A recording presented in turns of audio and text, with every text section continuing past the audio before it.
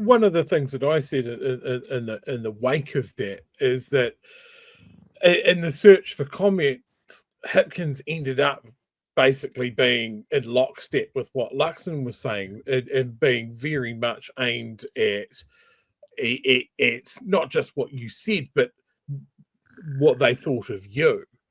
And I was like, this is a trap that Hipkins needs to avoid. That, sure, he might not go as far left or as far radical as you are, but he should never, ever, ever end up in the same place that Luxon is. He should, if he wants to take a contrary position, he should be halfway between you and Luxon at all times, not Yeah, I racing think. to occupy the same comments that Luxon's making. Yeah, and I think there's definitely ways of disagreeing with people's points without just being a dick, like saying. Yeah, the word choice was not. Yeah. It was not the vibe. Hey, I've got one more question for you, and it's so funny that you've already used this saying it at 11, because I've written on a piece of paper you as police minister. I mean, you're the spokesperson for justice. That's your portfolio here. In the next government, if it was a Labor-led government, and that would be the scenario for the Greens to get back in as well. I mean, it's unlikely that Labor is going to outnumber the Greens at the next election, maybe in the future, but the chances are it'll be a Labor-led government. And let's just say hypothetically you did get that portfolio, like you guys negotiated it post. How would you operate differently from Maaaark Mitchell? Well, I would be far more intelligent than Maaaark Mitchell. I mean, I was going to say the bro.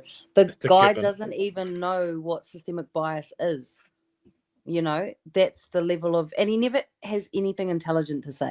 Like all these questions that have been wasted in the House, and he just says the same thing over and over again.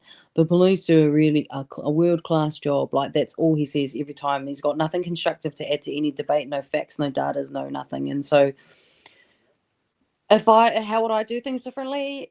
Well, I'd be going in there and we would be changing a lot. Like there would be some hard scrutiny at the way that the police carry out their work. And also I would relinquish a lot of power and discretion that the police have.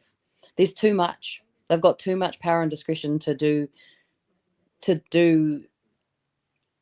their jobs, and I think it's that space that lies within that discretion is where you're getting all of the bad outcomes, because you're leaving it to like regular people to make judgments about other human beings that I don't think they're capable of making. And that is why you see an overrepresentation of some people with the police and others not. Like, for example, in the Understanding Police Delivery report, it also said that Māori were 11% more likely to be charged with the same offences as non-Māori.